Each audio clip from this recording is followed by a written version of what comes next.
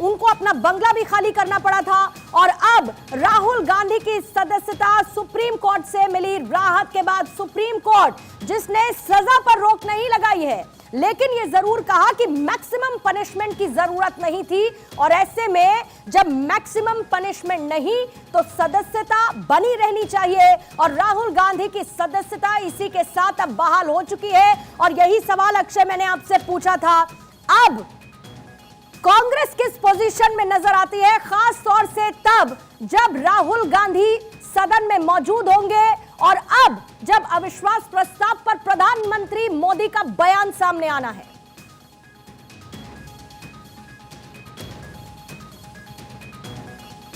अक्षय, आप तक मेरी आवाज पहुंच रही है? की स्थिति बन रही है। जिस तरह से राहुल गांधी की जिस तरह से संजीवनी मिली है कांग्रेस को, राहुल गांधी की सदस्यता जिस तरह से सुप्रीम कोर्ट ने बहाल की, उसके बाद बहाली की खबर आ रही है। साफ तौर पर है कि जब कांग्रेस अपने आप को मजबूत स्थिति में पाएगी, हालांकि एनडीए ने अपनी तैयारी कर रखी है। मणिपुर का मसला जिस तरह से विपक्ष ने सदन में उठाया, वो चाहे राज्यसभा हो लोकसभा हो, और अब उस पर अब नो कॉन्फिडेंस मोशन है। नो कॉन्फिडेंस मोशन के बीच राहुल गांधी का सदन पहुंचना कांग्रेस के लिए संजीवनी की स्थिति होगी।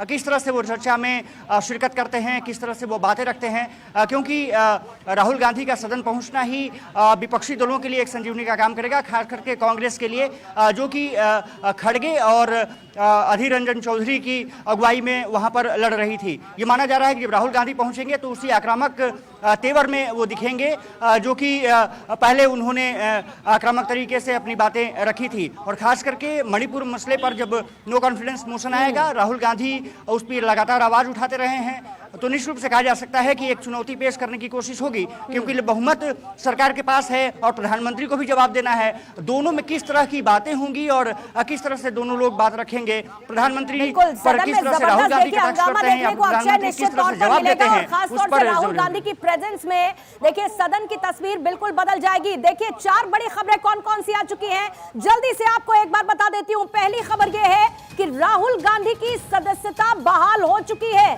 दूसरी खबर यह है कि लोकसभा सचिवालय ने अधिसूचना जारी कर दी है। तीसरी खबर यह है कि मॉनसून सत्र में राहुल गांधी अब नजर आएंगे। और चौथी खबर यह है कि चुनाव आयोग को इसकी कॉपी भेज दी जाएगी, यानी कि राहुल गांधी क्योंकि अब लोकसभा सांसद एक बार फिर से बन चुके हैं, यानी कि अब वो चुनाव भी लड़ सकते हैं और चुनाव आयोग को इसकी जानकारी अधिसूचना की कॉपी के साथ जाएगी ही। रत्नाकर जी आपको बधाई देते हुए, लेकिन अरविंद सिंह जी आप अपनी बात पूरी कीजिए, लेकिन उससे पहले एक्सक्लूसिव ये फर्स्ट ऑन भारत 24 पर आप वो नोटिफिकेशन की कॉपी देख रहे हैं जिसमें क्लियर ये लिखा हुआ है, consequent upon his conviction by the court of chief judicial magistrate Surat. ये सूरत की कोर्ट का जिक्र किया गया है इस कॉपी में, और इसमें 23 मार्च 2023 का भी जिक्र है। Provision of article 1021E of the constitution of India read with section 8 of the representation of the people act 1951। Copy forwarded to Shri Rahul Gandhi ex MP और copy forwarded to president's secretarial, prime minister secretariat, Rajya Sabha secretariat, election commission of India.